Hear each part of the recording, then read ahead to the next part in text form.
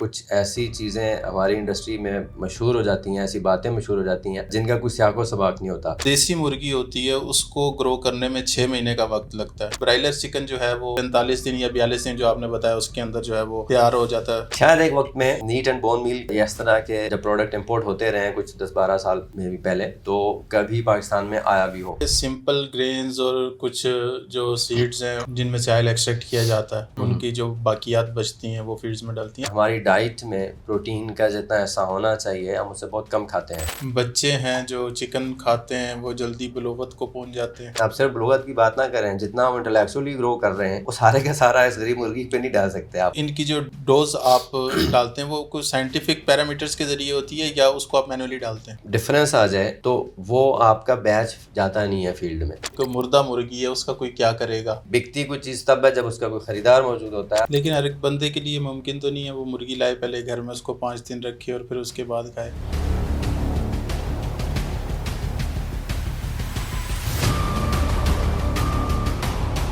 ہماری روزمرہ کی خوراک کا ایک بڑا حصہ پولٹری انڈسٹری سے وابستہ ہے، اور آج ہمارے ساتھ موجود ہیں ڈاکٹر اسد علی خان، جن کا تقریباً 10 سال سے زائد کا ایکسپیرینس ہے اس فیلڈ کے اندر۔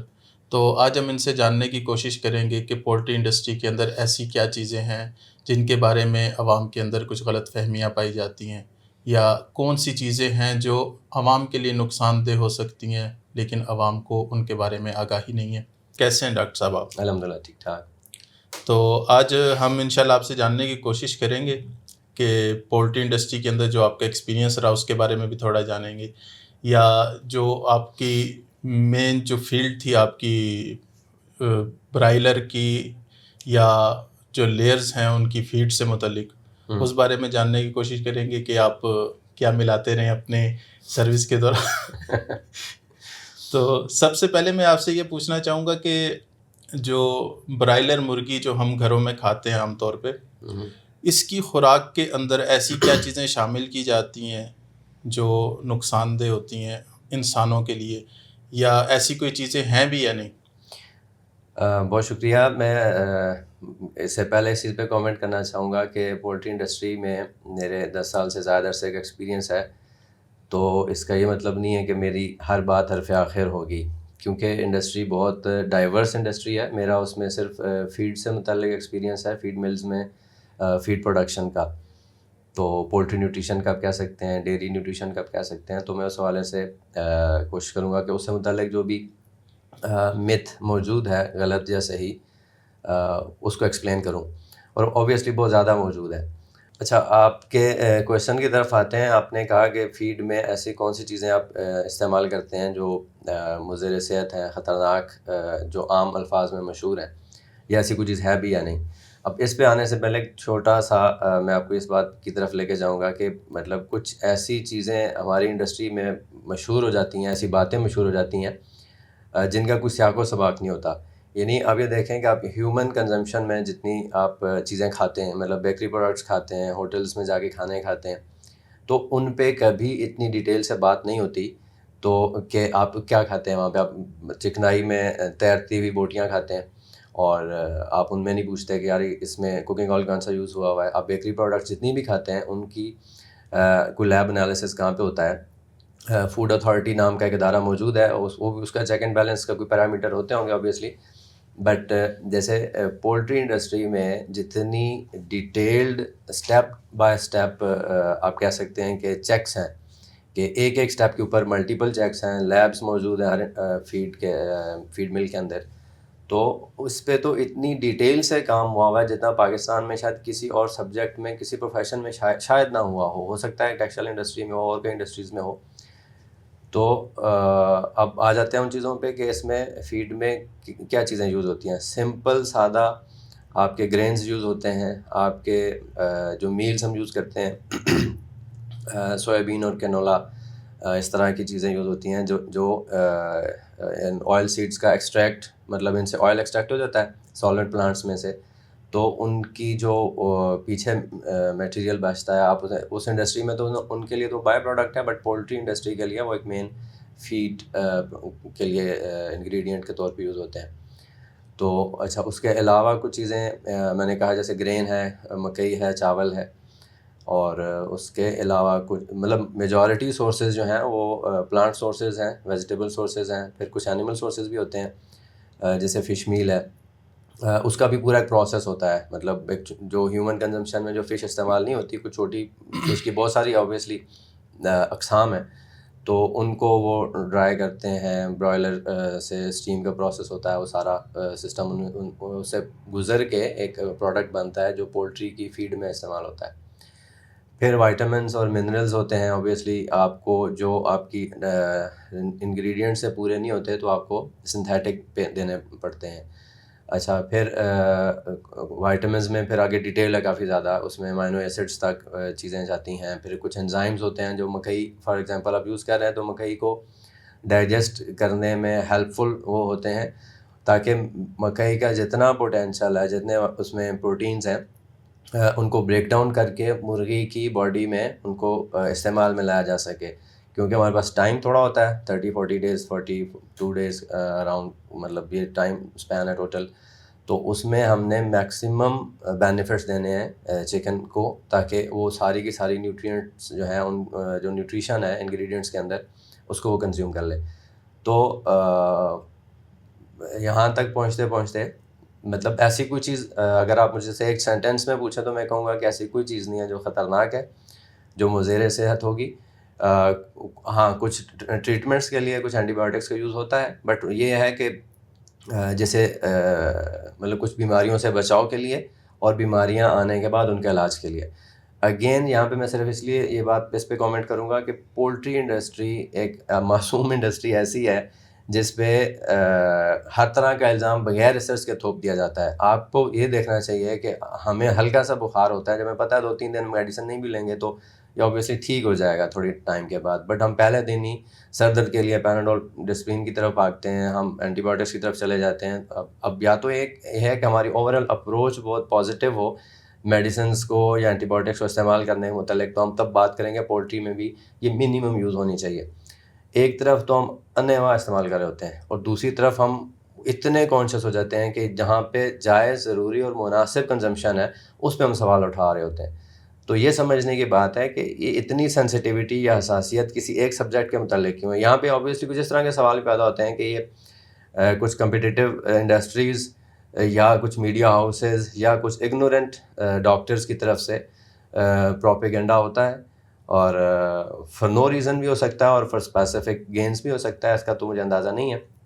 لیکن وہ ڈفرینس آپ دیکھ سکتے ہیں، ایک طرف اتنا لاپرواہی ہے کہ کوئی چیک نہیں ہے، اور دوسری طرف اتنی حساسیت ہے کہ نارمل اسٹینڈرڈ پروسیجرز پہ بھی کوشچنس کھڑے کیے جاتے ہیں. اچھا، آپ نے بتایا کہ سمپل گرینز اور کچھ جو سیڈز ہیں جن میں سے آئل ایکسٹریکٹ کیا جاتا ہے، ان کی جو باقیات بچتی ہیں وہ فیڈز میں ڈلتی ہیں. اگر یہ اتنا ہی سمپل ہے تو ایک جو دیسی مرغی ہوتی ہے اس کو گرو کرنے میں 6 مہینے کا وقت لگتا ہے، تو ایسا کیا ہوتا ہے کہ ایک برائلر چکن جو ہے وہ 45 دن یا 42 دن جو آپ نے بتایا اس کے اندر جو ہے وہ تیار ہو جاتا ہے؟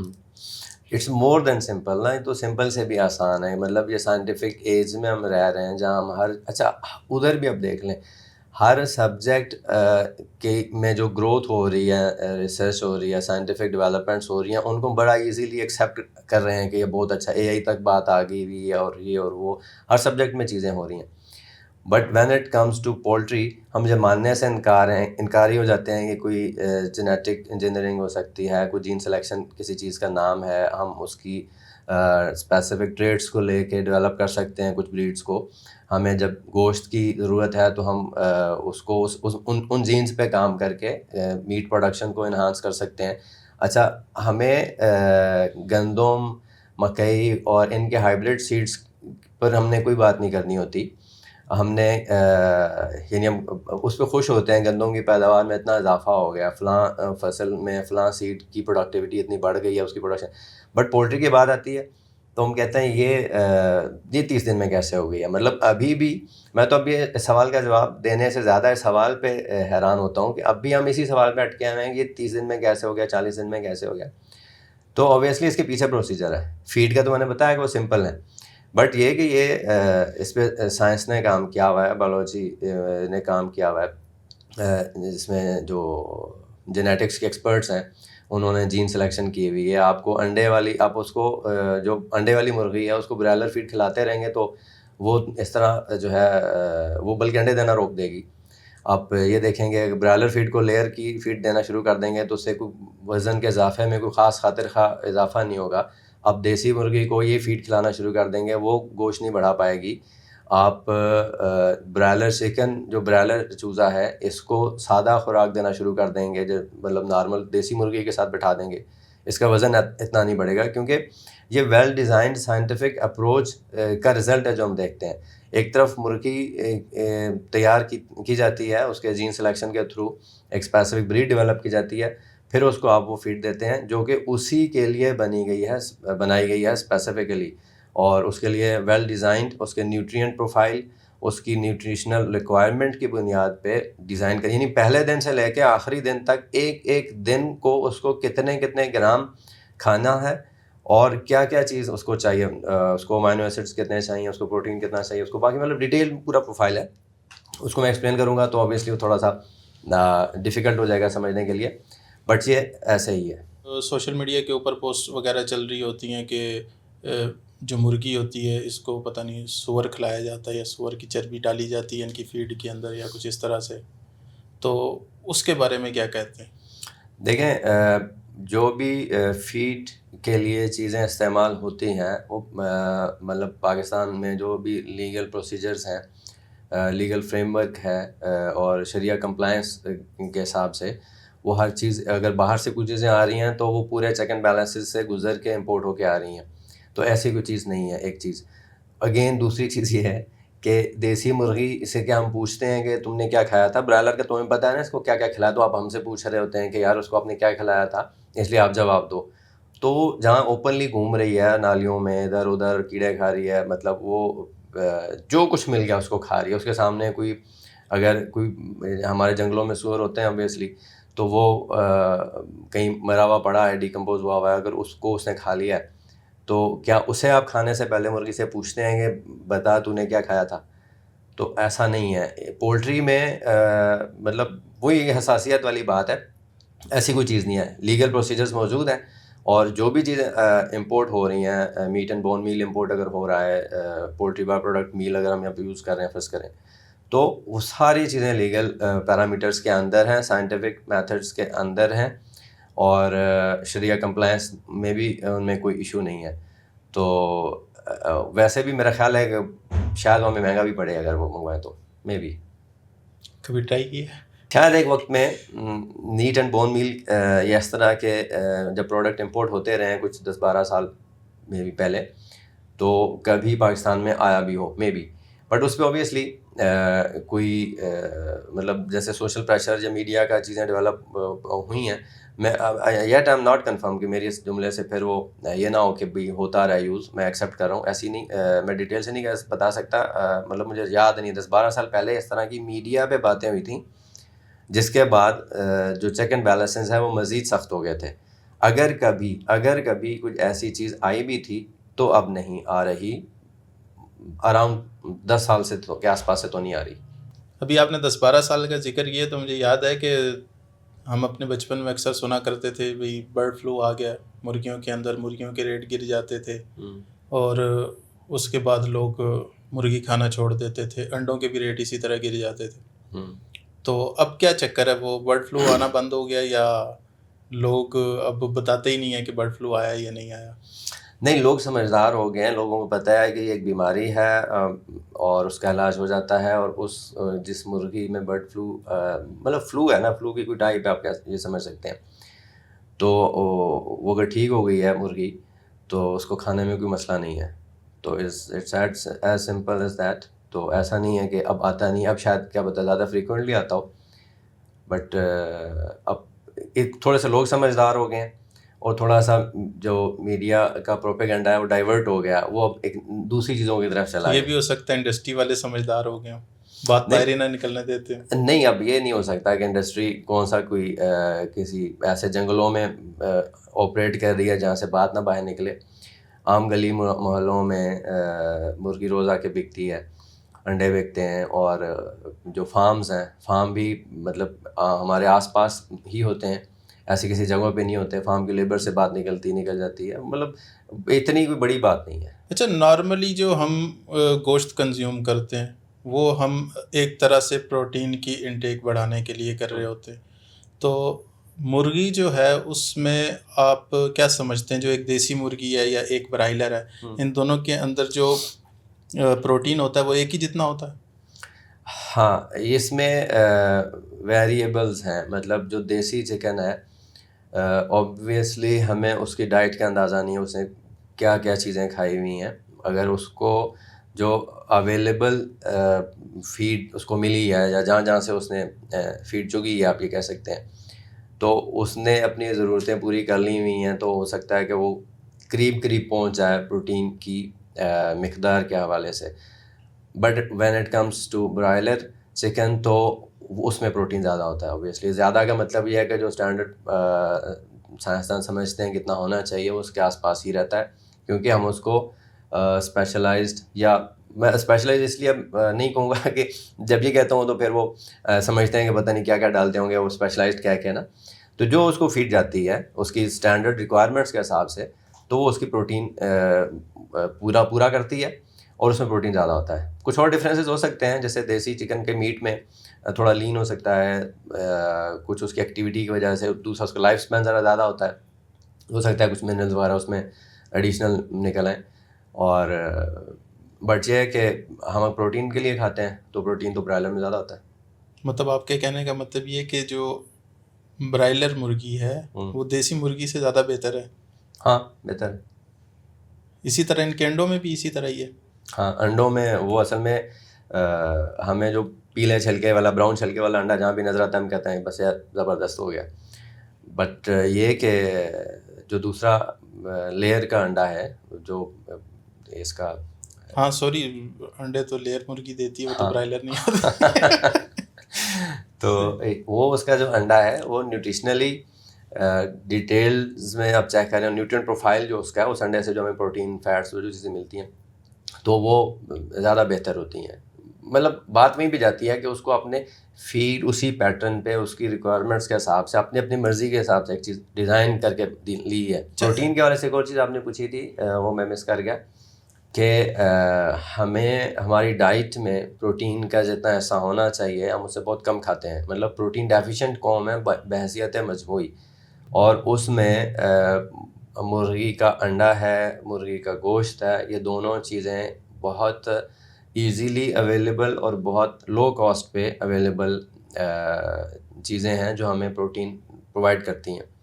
اور انہی پر ہم سوال کھڑے کر دیں گے تو ہم مچھلی تو سارا سال کھا بھی نہیں سکتے کیونکہ اویلیبل شاید نہیں ہوتی.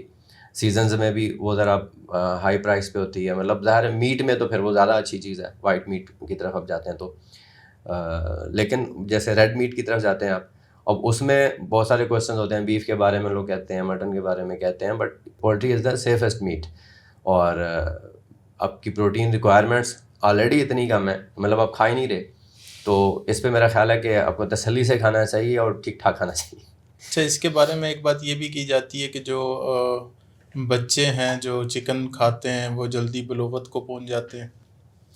دیکھیں یہ الزام آپ پولٹری پہ دینا چاہیں اگر یہ الزام ہے تو, ویسے بچے اسمارٹ اتنے زیادہ ہیں آج کل کے, جین زی کا دور ہے, بلکہ اب جین الفا آ رہی ہے, تو وہ ساری چیزیں جتنی وہ گرو کر رہے ہیں, اب صرف بلوغت کی بات نہ کریں, جتنا وہ انٹلیکچولی گرو کر رہے ہیں وہ سارے کا سارا اس غریب مرغی پہ نہیں ڈال سکتے آپ. مطلب اس کے ملٹیپل فیکٹرز ہیں, وہ گھر سے کتنا نکلتے ہیں, ان کی فزیکل ایکٹیویٹی کتنی ہے, وہ ڈیوائسز میں بیٹھے ہوئے ہیں, ان کا تھاٹ پروسیس بہت جلدی, خیر یہ ایک الگ سبجیکٹ ہے تو, بٹ اس میں اس بیچاری کا کوئی قصور نہیں ہے. ہاں, اس میں یہ بھی ہے نا, مطلب انڈیا میں تو زیادہ تر ویگنز ہیں. ہاں, ان کے بچے بھی ہو رہے ہیں, بچے تو ایک ہی طرح گرو کر رہے ہیں ہر جگہ پہ. ایسے ہی ہے. ابھی آپ نے چکن کے جینس کے بارے میں بات کی نا, کہ جینس کی سلیکشن ہوتی ہے باقاعدہ, اس وجہ سے جو ہے نا کوئی اس طرح سے ایک نئی بریڈ آپ بناتے ہیں جو جلدی گرو کرتی ہے, اس کو اس حساب سے فیڈ دی جاتی ہے سارا کچھ. تو اب اس طرح ایک خاص قسم کی جین سلیکشن کی کنزمپشن کی وجہ سے انسانوں کے اندر کچھ جینس میں چینجنگز آ سکتی ہیں؟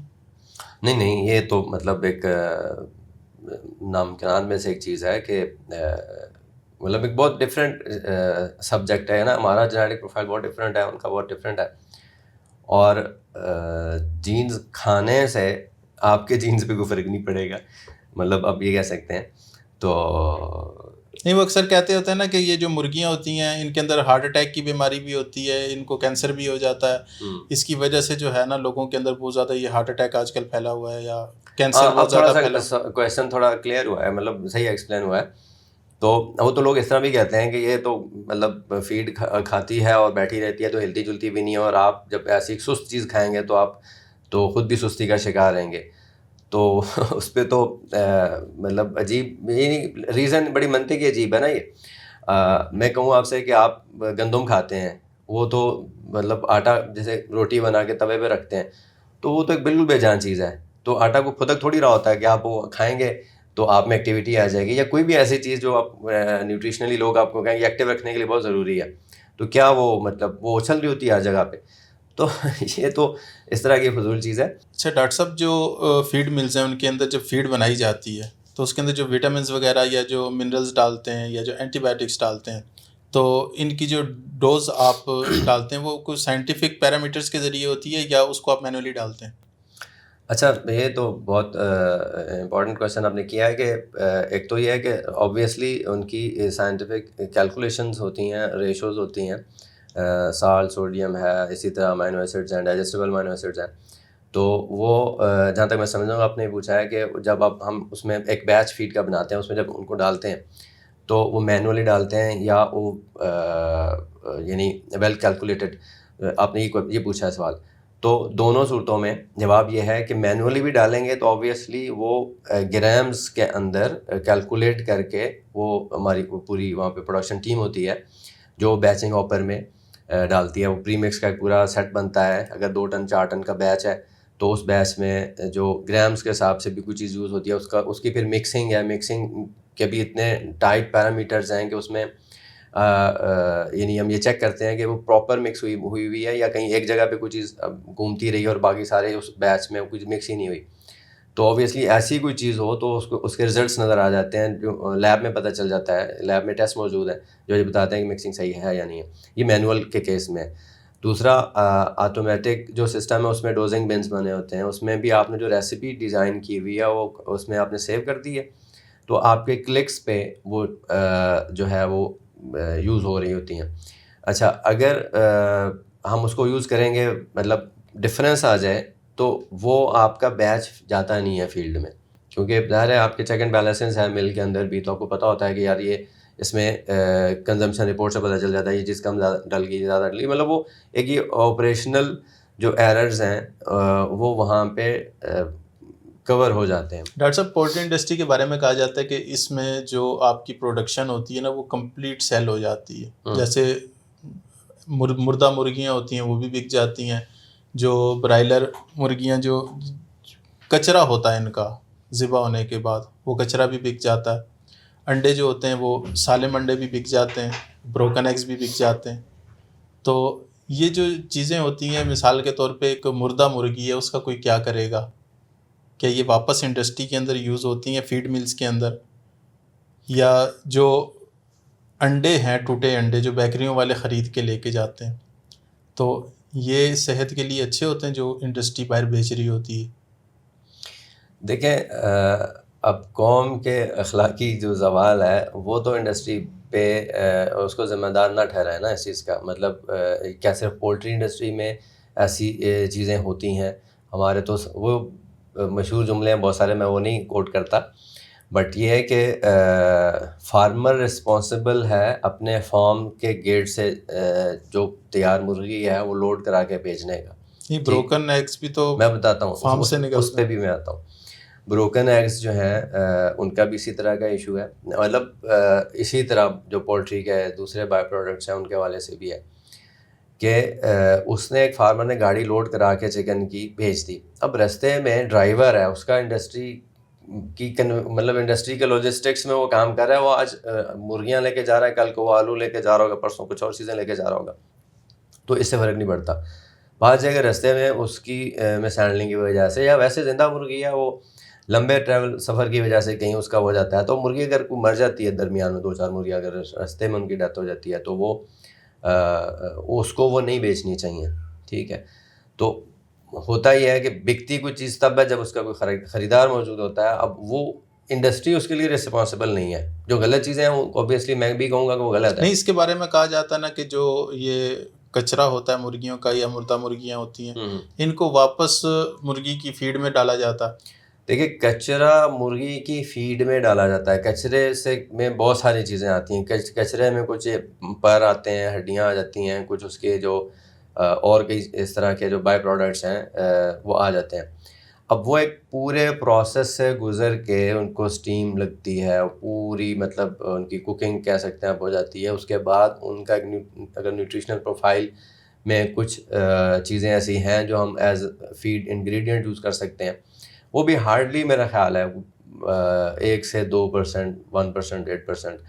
تو یعنی آپ ایک 1000 kg میں اندازہ لگا لیں گے 1% اگر ڈالیں گے تو کتنی اس کی انکلوژن کتنی ہوگی.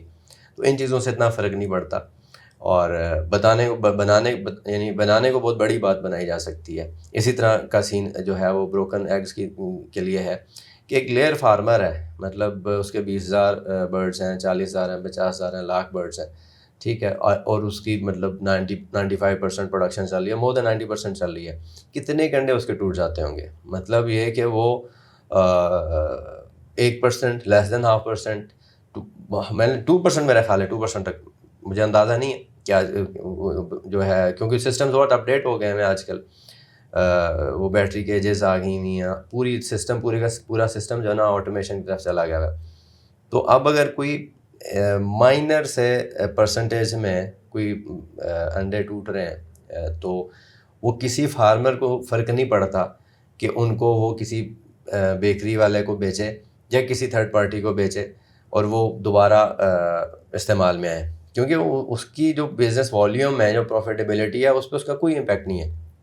ٹھیک ہے، بٹ آبویسلی کسی کا کچرا بیک رہا ہے، کسی کے ٹوٹے ہوئے انڈے بیک رہے ہیں، کسی کے انڈے کے چھلکے بیک رہے ہیں، تو وہ تو بیچے گا جب تک خریدار موجود ہے. میں نے شروع میں ایک بات کی تھی کہ آپ کی جو ہیومن کنزمپشن کے لیے بیکریز ہیں یا اس طرح کے جو پروڈکٹس بنتے ہیں یا ہوٹلز ہیں یا جہاں بھی انسانی کھانے کے لیے چیزیں بنتی ہیں، ان میں چیک اینڈ بیلنسز نہیں ہیں. آپ بیکریز پہ چیک اینڈ بیلنسز رکھیں اور ان کی جو انپوٹس آ رہی ہیں، ان کی جو سپلائیز آ رہی ہیں، وہاں پہ ہیلدی ایگز کا داخلہ ممکن بنائیں.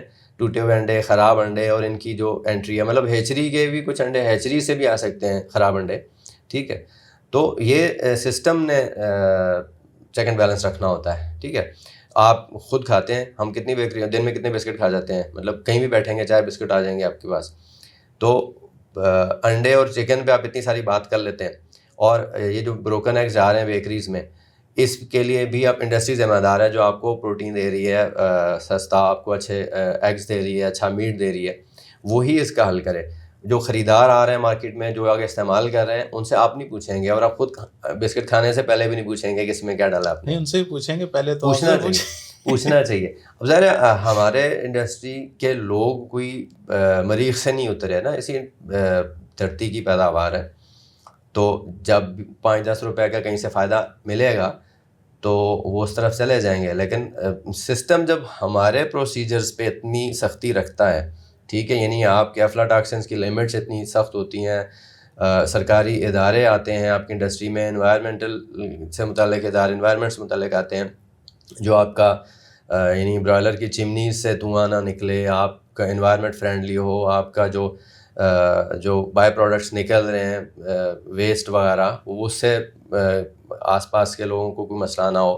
نہیں، اور پھر فیڈ کے اندر آپ کے لیب کے پروسیجرز ہیں ہر چوتھے دن. مطلب یہ اچھی بات ہے کہ گورنمنٹ نے یہاں پہ چیک اینڈ بیلنس رکھا ہوا ہے، بٹ صرف ادھر ہی کیوں؟ باقی ادھر جائیں، بیکریز میں جائیں، فوڈ اتھارٹی کو کچھ اختیارات اور دینے ہیں تو وہ دیں، اور وہاں چیک اینڈ بیلنسز بڑھائیں، اور وہاں پہ پروفیشنلز کو لے کے جائیں جن کو پتہ بھی ہو کہ یہ ہوتا کیا ہے اور اس میں ہم نے کن کن چیزوں، کن کن پیرامیٹرز کا خیال رکھنا ہے. اچھا، برائلر کا ایک وڈرال پیریڈ ہوتا ہے جس ٹائم پہ اس کو مارکیٹ میں نکالنا ہوتا، اس سے پہلے سننے میں آتا ہے کہ کچھ لوگ اس کا خیال نہیں رکھتے، اور اس کا کوئی انسانی صحت کے اوپر کوئی امپیکٹ ہو سکتا؟ دیکھیے جی، انسانی صحت پہ تو امپیکٹ ہو نہیں، سکتا. پہلے یہ بتا دینا وہ وڈرال پیریڈ ہوتا کیا ہے. اچھا وہ اتنا اس میں یہ ہوتا ہے کہ ہم جو فنیشر ڈائٹ دیتے ہیں اس میں اینٹی بایوٹکس کو موسٹلی ہم وہ ریموو کر دیتے ہیں تاکہ آخری جو ویک ہے وہ اینٹی بایوٹک فری ڈائٹ کھائے مرغی, اور جب وہ مارکیٹ میں جائے اور اگلے ہی دن اس کو ذبح کر کے کھائے تو بالکل صاف ستھرا گوشت ہو, تو وہ اس میں سے ایسے ریزیڈیوز نہ موجود ہوں. لیکن اب وہاں ہمیں معلوم نہیں ہے کہ ایک فارم پہ کس بندے نے فنیشر ڈائٹ یوز کیا, کس نے فنیشر ڈائٹ یوز نہیں کیا. بعض لوگ جو گرو ڈائٹ ہے جو مڈل ایج میں مرغی کھاتی ہے اسی کے بعد مارکیٹ کر دیتے ہیں. تو اس کا بہتر طریقہ ہے آپ زندہ مرغی لیں اور کچھ دن گھر پہ رکھیں, مطلب ایون کچھ دن کا مطلب یہ ہے کہ جسٹ اے فیو ڈیز, اور اس کو نارمل چیزیں کھلا دیں, کوئی بھی گرینس وغیرہ, تو خود گوشت بنوا کے کھائیں. لیکن ہر ایک بندے کے لیے ممکن تو نہیں ہے وہ مرغی لائے پہلے گھر میں اس کو 5 دن رکھے اور پھر اس کے بعد کھائے. تو جو مرغیاں مارکیٹ میں عام طور پہ ہیں ان کو اسی طرح سے اگر بندہ کھا لیتا ہے تو اس پہ کیا امپیکٹ پڑ سکتا؟ دیکھیں میرا نہیں خیال, اگین یہ اب میڈیکل جو ہے نا اسپیشلسٹ یا جو ڈاکٹرز ہیں وہ بتا سکتے ہیں, جو یہ انسانوں کو ڈیل کرنے والے ڈاکٹرز ہیں. تو کیونکہ نارملی اینٹی بایوٹک انٹیک ہم روٹین میں بھی بہت لے رہے ہوتے ہیں, تو میرا اس حوالے سے ہم دیکھیں تو وہ جو مرغیوں کے لیے استعمال ہوتی ہے اور جو انسانوں کے لیے استعمال ہوتی ہے سیم ہی ہوتی ہیں؟ وہ ہوتی تو سیم ہے. سیم کا مطلب یہ ہے کہ بس وہ تھوڑا سا ان کو یعنی مالیکیولس کے ہیں یا جو بھی ان کے ڈیزائن, یعنی وائٹامنز ای آپ کو چاہیے تو آپ کو وہ ہیومن کنزمپشن کے لیے جو ڈیزائن کیا ہوا وہ ملے گا. مرغی کو چاہیے یہ تو مرغی کو اے ڈی ای کے ایڈک کھلاتے ہیں پلاتے ہیں بلکہ, تو وہ آپ کو بھی ہو سکتا ہے ضرورت پڑ سکتا ہے کسی ٹائم پہ, تو آپ وہ نہیں کھائیں گے جو مرغی کھا رہی ہے. ٹھیک ہے, تو وہ اتنا ڈفرینس ہوتا ہے کہ مطلب آپ کی کنزمپشن کے لیے الگ سے بنا ہوگا, ان کے لیے الگ سے بنا ہوگا, سم ٹائم جانوروں کے لیے ذرا الگ سے ہوگا میں بھی. مطلب ٹھیک طریقہ کار یہی ہے کہ آپ اس کو تھوڑا ٹائم رکھ کے پھر اس کے بعد. لیکن مجھے لگتا ہے کہ میجورٹی جو ہے وہ ان چیزوں کو فالو کرتی ہے, کیونکہ فنیشر ڈائٹ آخری دنوں میں ویٹ انکریز کرنے میں کافی ہیلپ فل ہوتا ہے, تو لوگ وہ یوز کرتے ہیں.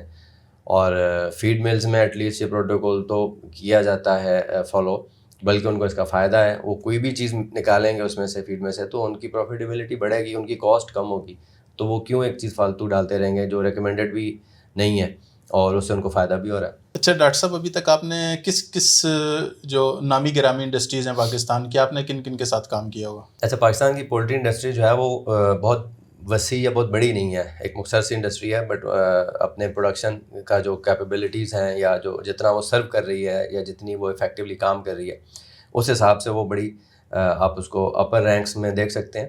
لیکن یہ ہے کہ اب تھوڑی تھوڑی اس میں آ رہی ہے, گروتھ بھی آ رہی ہے, ایکسپینشن بھی ہو رہی ہے, بٹ ٹوٹل والیوم کے حساب سے آپ دیکھیں تو وہ مطلب ایک سرٹن لیول پہ اسٹیبل ہو کے کام کر رہی ہے.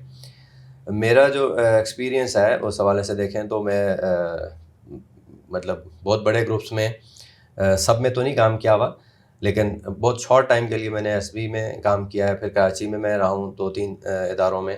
بٹ جو میرا مین سروس پیریڈ رہا ہے کام کا, جب آپ کہہ سکتے ہیں کہ جہاں سے لرننگ انہانس ہوئی ہے, وہ مختار فیڈ ہے, سمندری میں وہ یونٹ لگا ہوا ہے, اور انہی کا داسان کے نام سے ایک ڈیری یونٹ ہے جو سمندری سے تانلے والا روڈ پہ لگا ہوا ہے.